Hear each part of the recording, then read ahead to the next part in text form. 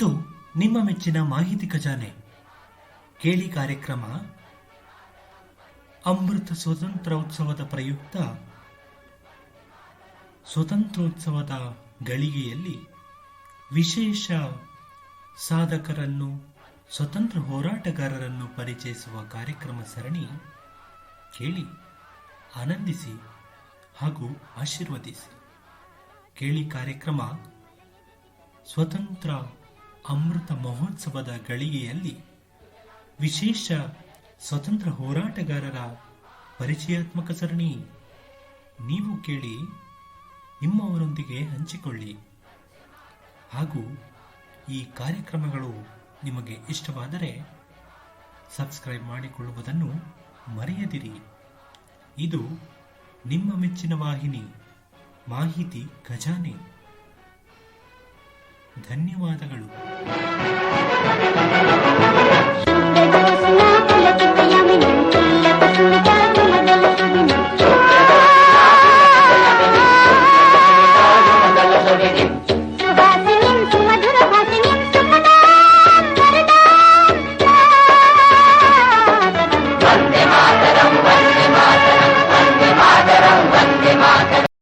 चंद्रशेखर आजाद, जीवनी चंद्रशेखर आजाद 23 जुलाई 1906, 27 फरवरी 1931 भारतीय स्वतंत्रता संग्राम के स्वतंत्रता सेनानी थे।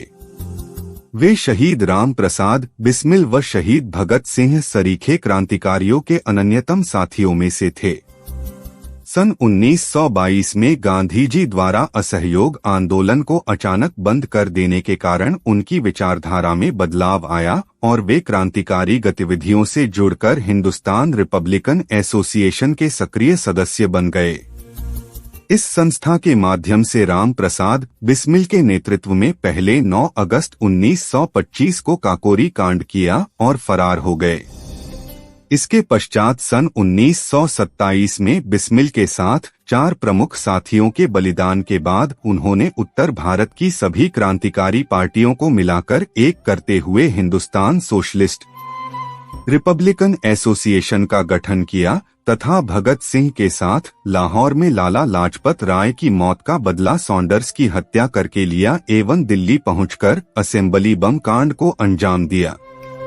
ऐसा भी कहा जाता है कि आजाद को पहचानने के लिए ब्रिटिश हुकूमत ने 700 लोग नौकरी पर रखे हुए थे।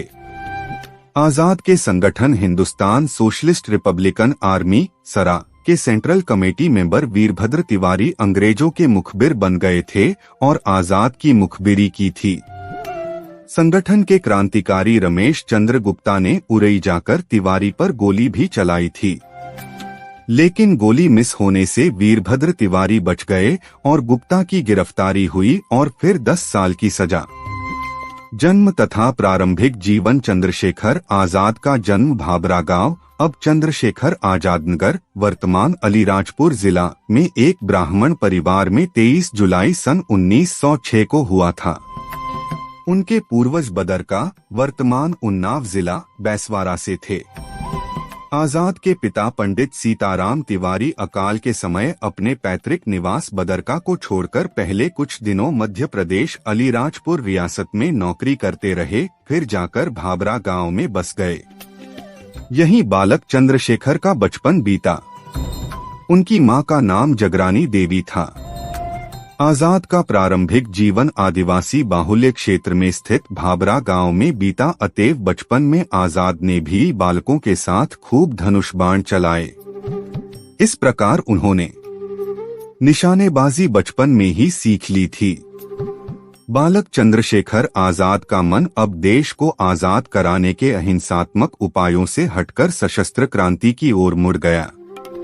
उस समय बनारस क्रांतिकारियों का गढ़ था। वह मनमथनाथ गुप्त और प्रणवेश चटर्जी के संपर्क में आए और क्रांतिकारी दल के सदस्य बन गए। क्रांतिकारियों का वह दल हिंदुस्तान प्रजातंत्र संघ के नाम से जाना जाता था। पहली घटना 1919 में हुए अमृतसर के जलियांवाला बाग नरसंहार ने देश के नवयुवकों को उद्वेलित कर दिया। चंद्रशेखर उस समय पढ़ाई कर रहे थे जब गांधी जी ने सन 1920 में असहयोग आंदोलन का फरमान जारी किया तो वह आग ज्वालामुखी बनकर फट पड़ी और तमाम अन्य छात्रों की भांति चंद्रशेखर भी सड़कों पर उतर आए। अपने विद्यालय के छात्रों के जत्थे के साथ इस आंदोलन में भाग लेने पर वे पहली बार गिरफ्तार हुए और उन्हें 15 बेतों की सजा मिली। इस घटना का उल्लेख पन जवाहरलाल नेहरू ने कायदा तोड़ने वाले एक छोटे से लड़के की कहानी के रूप में किया है। ऐसे ही कायदे कानून तोड़ने के लिए एक छोटे से लड़के को, जिसकी उम्र 14 या 15 साल की और जो अपने को आजाद कहता था, बेंत की सजा दी गई। वह नंगा किया गया और बेंत की टिकटी से बांध दिया गया।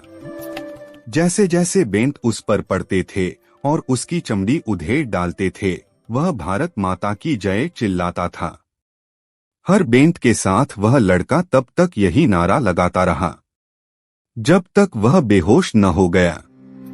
बाद में वही लड़का उत्तर भारत के क्रांतिकारी कार्यों के दल का एक बड़ा नेता बना। सफल होने के लिए इन आदतों को आज ही छोड़े वर्टिकल बार झांसी में क्रांतिकारी गतिविधियां। चंद्रशेखर आजाद ने एक निर्धारित समय के लिए झांसी को अपना गढ़ बना लिया। झांसी से 15 किलोमीटर दूर ओरछा के जंगलों में वह अपने साथियों के साथ निशानेबाजी किया करते थे। अचूक निशानेबाज होने के कारण चंद्रशेखर आजाद दूसरे क्रांतिकारियों को प्रशिक्षण देने के साथ साथ पंडित हरिशंकर ब्रह्मचारी के छद्म नाम से बच्चों के अध्यापन का कार्य भी करते थे। वह धिमारपुर गांव में अपने इसी छद्म नाम से स्थानीय लोगों के बीच बहुत लोकप्रिय हो गए थे। झांसी में रहते हुए चंद्रशेखर आजाद ने गाड़ी चलानी भी सीख ली थी। क्रांतिकारी संगठन असहयोग आंदोलन के दौरान जब फरवरी 1922 में चौरी चौरा की घटना के पश्चात बिना किसी से पूछे गांधी जी ने आंदोलन वापस ले लिया, तो देश के तमाम नवयुवकों की तरह आजाद का भी कांग्रेस से मोह भंग हो गया और पंडित राम प्रसाद बिस्मिल, शचींद्रनाथ सान्याल, योगेश चंद्र चटर्जी ने 1924 में उत्तर भारत के क्रांतिकारियों को लेकर एक दल हिंदुस्तानी प्रजातांत्रिक संघ H0R0A0 का गठन किया। चंद्रशेखर आजाद भी इस दल में शामिल हो गए। इस संगठन ने जब गांव के अमीर घरों में डकैतियां डाली ताकि दल के लिए धन जुटाने की व्यवस्था हो सके, तो यह तय किया गया कि किसी भी औरत के ऊपर हाथ नहीं उठाया जाएगा। एक गांव में राम प्रसाद बिस्मिल के नेतृत्व में डाली गई डकैती में जब एक औरत ने आजाद का पिस्तौल छीन लिया, तो अपने बलशाली शरीर के बावजूद आजाद ने अपने उसूलों के कारण उस पर हाथ नहीं उठाया। इस डकैती में क्रांतिकारी दल के 8 सदस्यों पर, जिसमें आजाद और बिस्मिल भी शामिल थे, पूरे गांव ने हमला कर दिया। बिस्मिल ने मकान के अंदर घुसकर उस औरत के कसकर चांटा मारा, पिस्तौल वापस छीनी और आजाद को डांटते हुए खींचकर बाहर लाए। इसके बाद दल ने केवल सरकारी प्रतिष्ठानों को ही लूटने का फैसला किया। 1 जनवरी 1925 को दल ने समूचे हिंदुस्तान में अपना बहुचर्चित पर्चा द रिवॉल्यूशनरी क्रांतिकारी बांटा, जिसमें दल की नीतियों का खुलासा किया गया था। इस पैम्फलेट में सशस्त्र क्रांति की चर्चा की गई थी। इश्तहार के लेखक के रूप में विजय सिंह का छद्म नाम दिया गया था। शचींद्रनाथ सान्याल इस पर्चे को बंगाल में पोस्ट करने जा रहे थे, तभी पुलिस ने उन्हें बांकुरा में गिरफ्तार करके जेल भेज दिया। H0R0A0 के गठन के अवसर से ही इन 3 प्रमुख नेताओं बिस्मिल, सान्याल और चटर्जी में इस संगठन के उद्देश्यों को लेकर मतभेद था। इस संघ की नीतियों के अनुसार 9 अगस्त 1925 को काकोरी कांड को अंजाम दिया गया।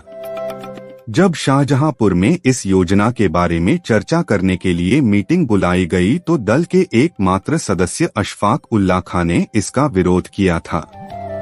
उनका तर्क था कि इससे प्रशासन उनके दल को जड़ से उखाड़ने पर तुल जाएगा, और ऐसा ही हुआ भी। अंग्रेज चंद्रशेखर आजाद को तो पकड़ नहीं सके, पर अन्य सर्वोच्च कार्यकर्ताओं पंडित राम प्रसाद बिस्मिल, अशफाक उल्लाह खां एवं ठाकुर रोशन सिंह को 19 दिसंबर 1927 तथा उससे 2 दिन पूर्व राजेंद्रनाथ लाहिड़ी को 17 दिसंबर 1927 को फांसी पर लटकाकर मार दिया गया। सभी प्रमुख कार्यकर्ताओं के पकड़े जाने से इस मुकद के दौरान दल पाए निष्क्रिय ही रहा। एकाध बार बिस्मिल तथा योगेश चटर्जी आदि क्रांतिकारियों को छुड़ाने की योजना भी बनी, जिसमें आजाद के अलावा भगत सिंह भी शामिल थे, लेकिन किसी कारणवश यह योजना पूरी न हो सकी। 4 क्रांतिकारियों को फांसी और 16 को कड़ी कैद की सजा के बाद चंद्रशेखर आजाद ने उत्तर भारत के सभी क्रांतिकारियों को एकत्र कर 8 सितंबर 1928 को दिल्ली के फिरोज शाह कोटला मैदान में एक गुप्त सभा का आयोजन किया। इसी सभा में भगत सिंह को दल का प्रचार प्रमुख बनाया गया। इसी सभा में यह भी तय किया गया कि सभी क्रांतिकारी दलों को अपने अपने उद्देश्य इस नई पार्टी में विलय कर लेने चाहिए। पर्याप्त विचार विमर्श के पश्चात एकमत से समाजवाद को दल के प्रमुख उद्देश्यों में शामिल घोषित करते हुए हिंदुस्तान रिपब्लिकन एसोसिएशन का नाम बदलकर हिंदुस्तान सोशलिस्ट रिपब्लिकन एसोसिएशन रखा गया। चंद्रशेखर आजाद ने सेना प्रमुख कमांडर इन चीफ का दायित्व संभाला। इस दल के गठन के पश्चात एक नया लक्ष्य निर्धारित किया गया। हमारी लड़ाई आखिरी फैसला होने तक जारी रहेगी और वह फैसला है जीत या मौत। चंद्रशेखर आजाद के ही सफल नेतृत्व में भगत सिंह और बटुकेश्वर दत्त ने 8 अप्रैल 1929 को दिल्ली की केंद्रीय असेंबली में बम विस्फोट किया। यह विस्फोट किसी को भी नुकसान पहुंचाने के उद्देश्य से नहीं किया गया था। विस्फोट अंग्रेज सरकार द्वारा बनाए गए काले कानूनों के विरोध में किया गया था। इस कांड के फलस्वरूप क्रांतिकारी बहुत जनप्रिय हो गए। केंद्रीय असेंबली में बम विस्फोट करने के पश्चात भगत सिंह और बटुकेश्वर दत्त ने स्वयं को गिरफ्तार करा लिया। वे न्यायालय को अपना प्रचार मंच बनाना चाहते थे। लाला लाजपत राय का बदला 17 दिसंबर 1928 को चंद्रशेखर आजाद, भगत सिंह और राजगुरु ने संध्या के समय लाहौर में पुलिस अधीक्षक के दफ्तर को जा घेरा। जो ही जेपी सैंडर्स अपने अंगरक्षक के साथ मोटरसाइकिल पर बैठकर निकला, पहली गोली राजगुरु ने दाग दी, जो सैंडर्स के मस्तक पर लगी और वह मोटरसाइकिल से नीचे गिर पड़ा। भगत सिंह ने आगे बढ़कर 4-6 गोलियां और दागकर उसे बिल्कुल ठंडा कर दिया। जब सैंडर्स के अंगरक्षक ने पीछा किया तो चंद्रशेखर आजाद ने अपनी गोली से उसे भी समाप्त कर दिया। लाहौर नगर में जगह जगह पर्चे चिपका दिए गए कि लाला लाजपत राय की मृत्यु का बदला ले लिया गया। समस्त भारत में क्रांतिकारियों के इस कदम को सराहा गया। केंद्रीय असेंबली में बम चंद्रशेखर आजाद के ही सफल नेतृत्व में भगत सिंह और बटुकेश्वर दत्त ने 8 अप्रैल 1929 को दिल्ली की केंद्रीय असेंबली में बम विस्फोट किया। यह विस्फोट किसी को भी नुकसान पहुंचाने के उद्देश्य से नहीं किया गया था।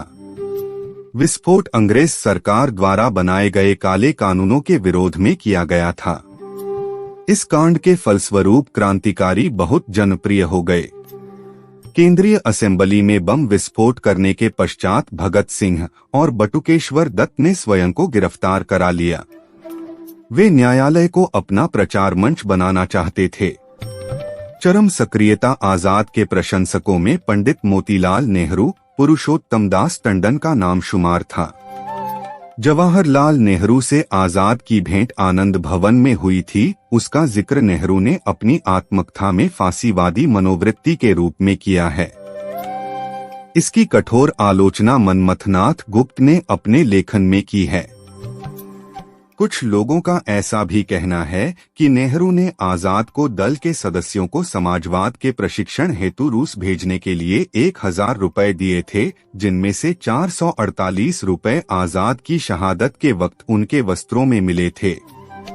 संभवतः सुरेंद्रनाथ पांडे तथा यशपाल का रूस जाना तय हुआ था, पर 1928 से 31 के बीच शहादत का ऐसा सिलसिला चला कि दल लगभग बिखर सा गया, जबकि यह बात सच नहीं है। चंद्रशेखर आजाद की इच्छा के विरुद्ध जब भगत सिंह असेंबली में बम फेंकने गए तो आजाद पर दल की पूरी जिम्मेवारी आ गई। सैंडर्स वध में भी उन्होंने भगत सिंह का साथ दिया और बाद में उन्हें छुड़ाने की पूरी कोशिश भी की। आजाद की सलाह के खिलाफ जाकर यशपाल ने 23 दिसंबर 1929 को दिल्ली के नजदीक वायसराय की गाड़ी पर बम फेंका तो इससे आजाद क्षुब्ध थे क्योंकि इसमें वायसराय तो बच गया था पर कुछ और कर्मचारी मारे गए थे। आजाद को 28 मई 1930 को भगवती चरण बोहरा की बम परीक्षण में हुई शहादत से भी गहरा आघात लगा था। इसके कारण भगत सिंह को जेल से छुड़ाने की योजना भी खटाई में पड़ गई थी। भगत सिंह, सुखदेव तथा राजगुरु की फांसी रुकवाने के लिए आजाद ने दुर्गा भाभी को गांधी जी के पास भेजा जहां से उन्हें कोरा जवाब दे दिया गया था। आजाद ने अपने बलबूते पर झांसी और कानपुर में अपने अड्डे बना लिए थे। झांसी में मास्टर रुद्र नारायण, सदाशिव मलकापुरकर, भगवान दास माहौर तथा विश्वनाथ वैशंपायन थे जबकि कानपुर में पंडित शालिग्राम शुक्ल सक्रिय थे। शालिग्राम शुक्ल को 1 दिसंबर 1930 को पुलिस ने आजाद से एक पार्क में मिलने जाते वक्त शहीद कर दिया था। बलिदान H0S0R0A0 द्वारा किए गए सांडर्स वध और दिल्ली असेंबली बम कांड में फांसी की सजा पाए 3 अभियुक्तों भगत सिंह, राजगुरु व सुखदेव ने अपील करने से साफ मना कर ही दिया था। अन्य सजायाफ्ता अभियुक्तों में से सिर्फ 3 ने ही प्रिवी काउंसिल में अपील की। 11 फरवरी 1931 को लंदन की प्रिवी काउंसिल में अपील की सुनवाई हुई। इन अभियुक्तों की ओर से एडवोकेट प्रिंट ने बहस की अनुमति मांगी थी किंतु उन्हें नहीं मिली और बहस सुने बिना ही अपील खारिज कर दी गई। चंद्रशेखर आजाद ने मृत्यु दंड पाए तीनों प्रमुख क्रांतिकारियों की सजा कम कराने का काफी प्रयास किया। वे उत्तर प्रदेश की हरदोई जेल में जाकर गणेश शंकर विद्यार्थी से मिले। विद्यार्थी से परामर्श कर इलाहाबाद गए और 20 फरवरी को जवाहरलाल नेहरू से उनके निवास आनंद भवन में भेंट की। आजाद ने पंडित नेहरू से यह आग्रह किया कि वे गांधी जी पर लॉर्ड इरविन से इन तीनों की फांसी को उम्र कैद में बदलवाने के लिए जोर डालें। अल्फ्रेड पार्क में अपने एक मित्र सुखदेव राज से मंत्रणा कर ही रहे थे, तभी C0I0D0 का S0S0P0 बाबर जीप से वहां आ पहुंचा। उसके पीछे पीछे भारी संख्या में कर्नलगंज थाने से पुलिस भी आ गई। दोनों ओर से हुई भयंकर गोलीबारी में आजाद ने 3 पुलिस कर्मियों को मौत के घाट उतार दिया और कई अंग्रेज सैनिक घायल हो गए। अंत में जब उनकी बंदूक में एक ही गोली बची तो वो गोली उन्होंने खुद को मार ली और वीरगति को प्राप्त हो गए। यह दुखद घटना 27 फरवरी 1931 के दिन घटित हुई और हमेशा के लिए इतिहास में दर्ज हो गई। पुलिस ने बिना किसी को इसकी सूचना दिए चंद्रशेखर आजाद का अंतिम संस्कार कर दिया था। जैसे ही आजाद की बलिदान की खबर जनता को लगी, सारा इलाहाबाद अल्फ्रेड पार्क में उमड़ पड़ा। जिस वृक्ष के नीचे आजाद शहीद हुए थे, लोग उस वृक्ष की पूजा करने लगे। वृक्ष के तने के इर्द गिर्द झंडियां बांध दी गईं। लोग उस स्थान की माटी को कपड़ों में शीशियों में भरकर ले जाने लगे। समूचे शहर में आजाद के बलिदान की खबर से जबरदस्त तनाव हो गया। शाम होते होते सरकारी प्रतिष्ठानों पर हमले होने लगे। लोग सड़कों पर आ गए। आजाद के बलिदान की खबर जवाहरलाल नेहरू की पत्नी कमला नेहरू को मिली तो उन्होंने तमाम कांग्रेसी नेताओं व अन्य देशभक्तों को इसकी सूचना दी। बाद में शाम के वक्त लोगों का हुजूम पुरुषोत्तम दास टंडन के नेतृत्व में इलाहाबाद के रसूलाबाद शमशान घाट पर कमला नेहरू को साथ लेकर पहुंचा। अगले दिन आजाद की अस्थियां चुनकर युवकों का एक जुलूस निकाला गया। इस जुलूस में इतनी ज्यादा भीड़ थी कि इलाहाबाद की मुख्य सड़कों पर जाम लग गया। ऐसा लग रहा था जैसे इलाहाबाद की जनता के रूप में सारा हिंदुस्तान अपने इस सपूत को अंतिम विदाई देने उमड़ पड़ा हो। जुलूस के बाद सभा हुई। सभा को शचीन्द्रनाथ सान्याल की पत्नी प्रतिभा सान्याल ने संबोधित करते हुए कहा कि जैसे बंगाल में खुदीराम बोस बलिदान के बाद उनकी राख को लोगों ने घर में रखकर सम्मानित किया, वैसे ही आजाद को भी सम्मान मिलेगा। सभा को कमला नेहरू तथा पुरुषोत्तम दास टंडन ने भी संबोधित किया। इससे कुछ ही दिन पूर्व 6 फरवरी 1931 को पंडित मोतीलाल नेहरू के देहांत के बाद आजाद भेष बदलकर उनकी शवयात्रा में शामिल हुए थे। आजाद के संगठन हिंदुस्तान सोशलिस्ट रिपब्लिकन आर्मी सरा के central committee member Virbhadra Tiwari अंग्रेजों के मुखबिर बन गए थे और आजाद की मुखबिरी की थी। संगठन के क्रांतिकारी रमेश चंद्र गुप्ता ने उरई जाकर तिवारी पर गोली भी चलाई थी, लेकिन गोली मिस होने से वीरभद्र तिवारी बच गए और गुप्ता की गिरफ्तारी हुई और फिर 10 साल की सजा। व्यक्तिगत जीवन चंद्रशेखर आजाद भारत 60119888 इंडिया। आजाद प्रखर देशभक्त थे। काकोरी कांड में फरार होने के बाद से ही उन्होंने छिपने के लिए साधु का वेश बनाना बखूबी सीख लिया था और इसका उपयोग उन्होंने कई बार किया। एक बार वे दल के लिए धन जुटाने हेतु गाजीपुर के एक मरणासन्न साधु के पास चेला बनकर भी रहे ताकि उसके मरने के बाद मठ की संपत्ति उनके हाथ लग जाए। परंतु वहां जाकर जब उन्हें पता चला कि साधु उनके पहुंचने के पश्चात मरणासन्न नहीं रहा अपितु और अधिक हट्टा-कट्टा होने लगा, तो वे वापस आ गए। प्रायः सभी क्रांतिकारी उन दिनों रूस की क्रांतिकारी कहानियों से अत्यधिक प्रभावित थे। आजाद भी थे, लेकिन वे खुद पढ़ने के बजाय दूसरों से सुनने में ज्यादा आनंदित होते थे। एक बार दल के गठन के लिए बंबई गए तो वहां उन्होंने कई फिल्में भी देखीं। उस समय मूक फिल्मों का ही प्रचलन था, वे फिल्मों के प्रति विशेष आकर्षित नहीं हुए। चंद्रशेखर आजाद ने वीरता की नई परिभाषा लिखी थी। उनके बलिदान के बाद उनके द्वारा प्रारंभ किया गया आंदोलन और तेज हो गया। उनसे प्रेरणा लेकर हजारों युवक स्वतंत्रता आंदोलन में कूद पड़े। आजाद की शहादत के 16 वर्षों बाद 15 अगस्त सन 1947 को हिंदुस्तान की आजादी का उनका सपना पूरा तो हुआ, किंतु वे उसे जीते जी देख न सके। सभी उन्हें पंडित जी ही कहकर संबोधित किया करते थे।